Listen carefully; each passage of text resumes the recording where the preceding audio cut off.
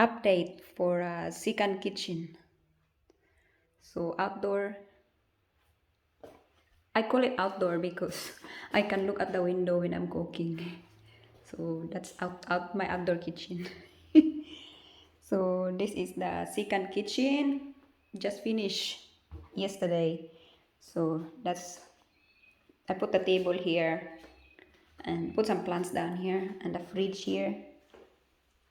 And then that's the whole kitchen. And then I let him to put the microwave here. That's the leftover for the bench top. That's the idea. See? Ako yung nag-idea yan sa kusina na yan. So, yan. That's the one. So, we look and we check how to turn it on. Oh, very easy, guys. Oh, I'm so excited. Turn off. So, hi guys. Welcome to my channel. Our videos for today is mag-update na naman tayo sa organize ating kitchen sa labas. So, kakatapos ko lang kanina ng mag-tidy. Tapos, I go back. Nagtutulog ako kasi sobrang pagod ako. Aga ko gumising, 6:30. So, ngayon nagising na. So, nag-prepare na ako ng cooking. So, mag-update muna tayo. So, nandito ako ngayon kasi nagluluto ako. So, nilagay na namin yung lamisa sa fridge dyan. Ito yung lamisa namin na old na table. Maraming prutas, tapos may bulaklak. So, nilagyan ko ng mga picture dito sa may glass. Tapos, pinitas ko lang ito sa garden. O, ayan. Ito na tanim, ha? O, ayan. Maganda naman siya tingnan. So, ngayon dito na yung kusina. So, kakatidy ko lang. So, mayroon pang kalat dyan. Pati itong bigas, hindi pa ko pa na-tidy. So, naglagay ako ng bulaklak dito. Kasi mahilig ako sa tanim. So, ito yung bulaklak natin. So, buhay na yan. Matatagal na ito about 5 months. 5 months ko na itong nilagay sa pot. So, galing ito sa dagat. Na kinukulik namin ng anak ko. Tapos, nilagay ko ng cactus dyan. Tapos, ito buhay na din. Tapos, ito galing itong Thailand. Ang ganda. My daughter gusto niya. Yung gandang kulay. O, ito. Buhay na din. So, ito yung kusina natin. Makalat na kasi dito na ako nagluluto. So, yan. Tapos, nagluluto ako. Bininyagan ko yung oven ko. Nagluluto ako ng pork crackling. So, nilagay ko na dyan. Yan. Kasi yung pork crackling kasi nakita ko sa YouTube. Yung pinalo ko kay Marion's Kitchen. So, hopefully, turn up nice. So, titingnan natin mamaya. Tapos, magro-roast ako ng vegetables. Pumpkin sa carrots.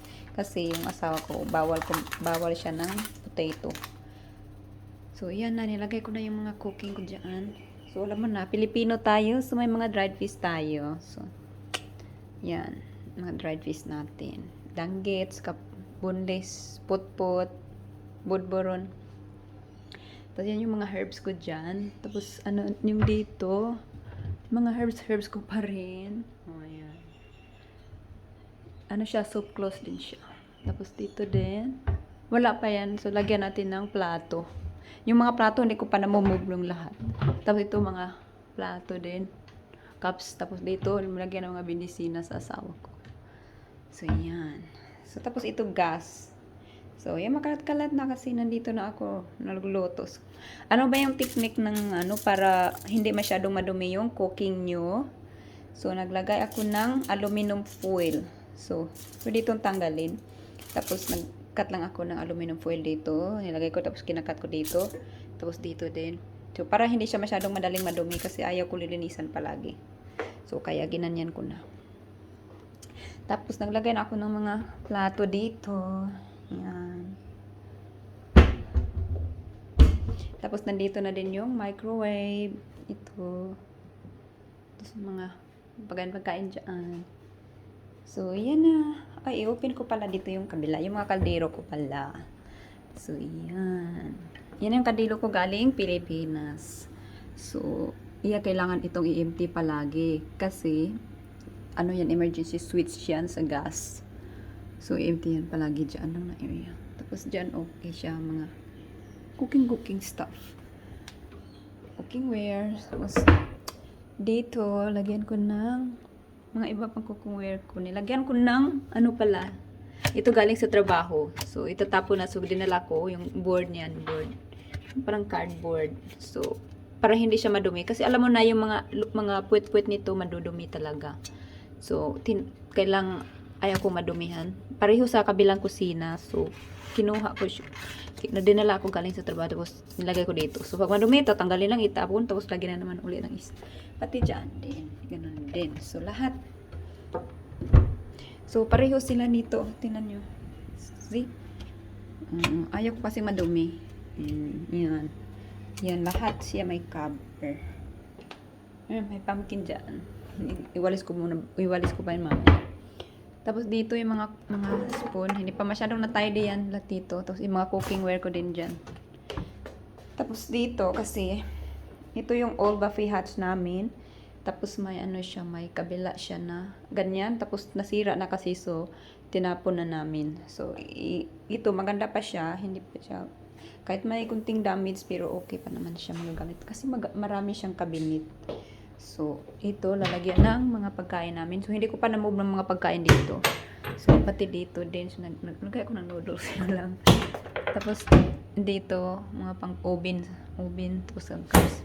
Tapos, alam mo na yung mga, So, dyan yung mga lunchbox ko din. Ayun. Tapos, yan na.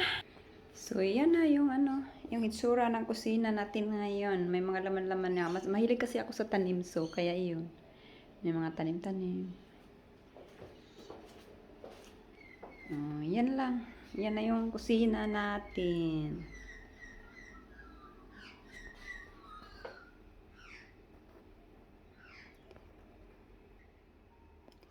Okay guys, thank you for watching.